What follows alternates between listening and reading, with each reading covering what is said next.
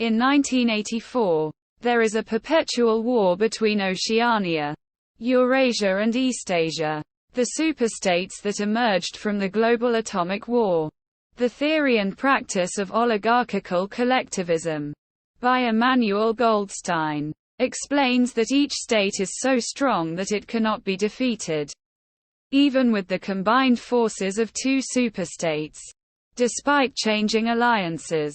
To hide such contradictions, the superstates' governments rewrite history to explain that the new alliance always was so. The populaces are already accustomed to double-think and accept it.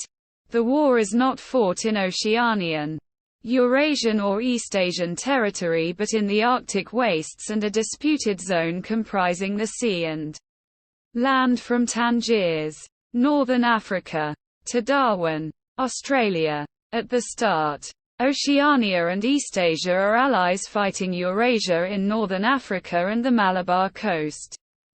That alliance ends, and Oceania, allied with Eurasia, fights Eastasia. A change occurring on Hate Week, dedicated to creating patriotic fervor for the party's perpetual war. The public are blind to the change. In mid-sentence, an orator changes the name of the enemy from Eurasia to Eastasia, without pause.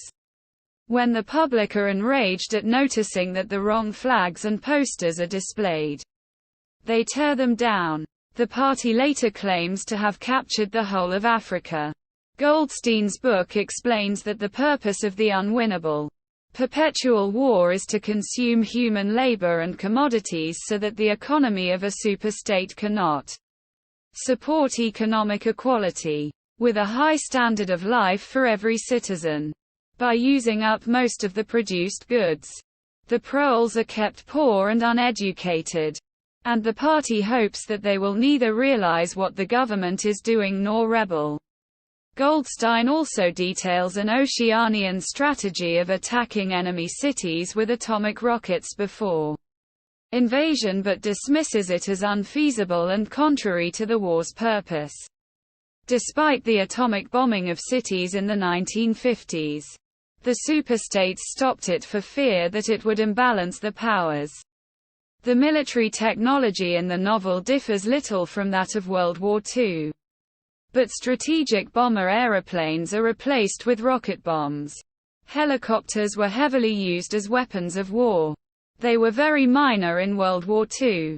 And surface combat units have been all but replaced by immense and unsinkable floating fortresses. Island-like contraptions concentrating the firepower of a whole naval task force in a single, semi-mobile platform. In the novel, one is said to have been anchored between Iceland and the Faroe Islands, suggesting a preference for sea-lane interdiction and denial. Quote, Claude Rosenhoff notes that none of the war news in 1984 can be in any way trusted as a report of something which actually happened within the frame of the book's plot. Winston Smith himself is depicted as inventing a war hero who never existed and attributing to him various acts which never took place.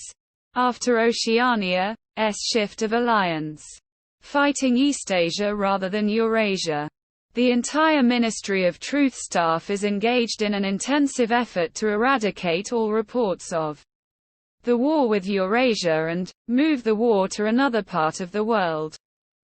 So we do know for a fact that all records of the previous 5 years of war are henceforward false, depicting battles which never happened in places where there had been no war. But it might well be that the earlier records of a war with Eurasia, which were destroyed and eradicated, had been just as false. The same doubts apply also to the major piece of war news in the final chapter.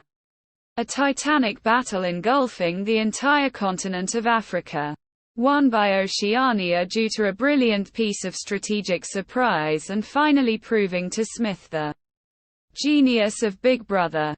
There is no way of knowing whether any such battle, really, took place in Africa. Nor can we know if this piece of spectacular war news was broadcast all over Oceania, or whether it was an exclusive show, broadcast solely into the telescreen in the Chestnut Tree Cafe, with the sole purpose of having on Winston Smith exactly the psychological effect which it did have. Indeed, there is the passage where Julia doubts that any war is taking place at all, and suspects that the rockets falling occasionally on London are fired by the government of Oceania itself, to keep the population on their toes. Though Winston does not let his doubts of the official propaganda go that far. And how much can we, living in a supposedly free and democratic society, objectively check the verity of what our supposedly free press tells us?